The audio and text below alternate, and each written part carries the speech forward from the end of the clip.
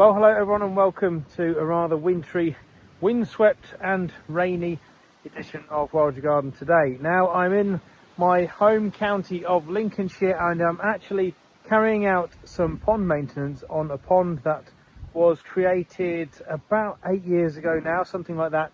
And as you can see, it's doing very well and it's naturalised very nicely. This is a lined pond that I created many years ago. However, there's a few things that have crept in over the recent years that we really shouldn't have in this pond. We've got things like the reed mace at the back, which are the bulrushes, which do blow in occasionally into some of these more rural ponds where they are more prone to the seed drifting in from the countryside. We've got a few things like this sort of horsetail in the middle as well, which isn't one that would have been planted in the pond initially, so that's got to come out. And we've got a few larger reeds that are beginning to establish on the edges that I just want to keep on top of so that it doesn't spread through the pond. Now my suspicion is that because of the willow tree that is overhanging over here, there's a lot of leaf debris that's gone in this over the last sort of 7 or 8 years, and that's meant that there's been a build-up of sort of rotting vegetation, which of course creates that increasing layer of silt in the bottom of a pond.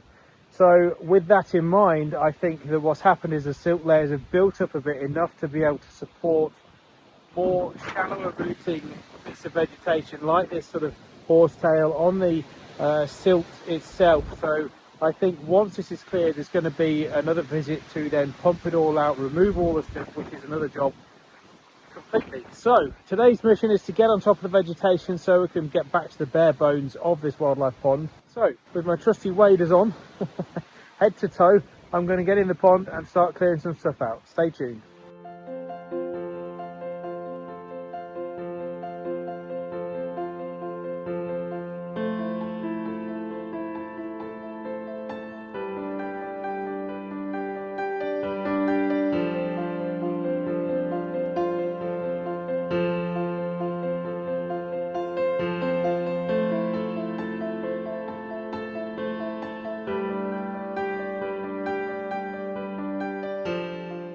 Well, that's the worst of the vegetation out onto the sides of the pond.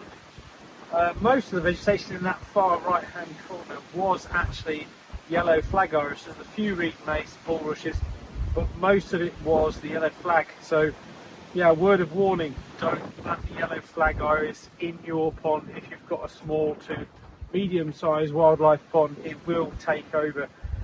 This stuff can grow up to, well, you saw down there, it was covering a good 10 to 12 square metres of the pond itself from a few plants that have no doubt blown in on the seed. It wasn't planted into this pond originally, so yes, let it be known that yellow flag iris is not suitable for a small wildlife pond. However, it's mostly out now, some of it is left, so stay tuned because at the end of this video I'm going to let you know what the next steps are for this pond, because this is just the first phase of the kind of renovation of this pond, and I'm going to explain a little bit more at the end of the video. Stay tuned.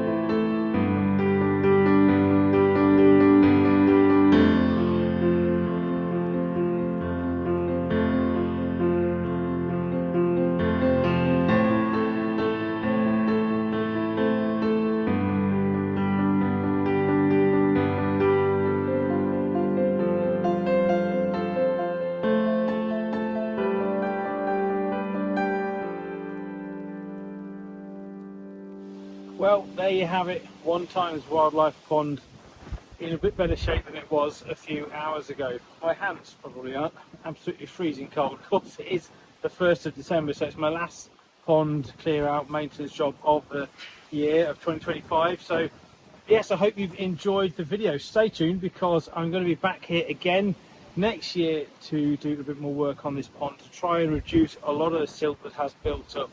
I said at the start of this video that I thought that there was a good chance the silt layer had built up, which was enabling the yellow flag iris and the horsetail to grow on top of that reduced water body in terms of the depth. And I was right, there's a fair bit of silt build up in the bottom of the pond, so next year is going to be a bit of a pump it out, try and clear out some of that vegetation that's remaining and the silt that has built up over the last 7 to 8 years, and get this pond back to a deeper body of water so it holds more water in the summer and it's just all round a better habitat for wildlife. So thank you so much for watching. If you've enjoyed today's video, please feel free to give it a thumbs up and subscribe to the channel so you don't miss more content like this, me getting in my waders in rather chilly conditions and clearing out ponds, as well as creating many habitats for wildlife, these wildlife ponds, wildflower meadows, and many habitats around the UK. So thanks so much for watching, stay tuned, stay wild, and I'll see you all very soon.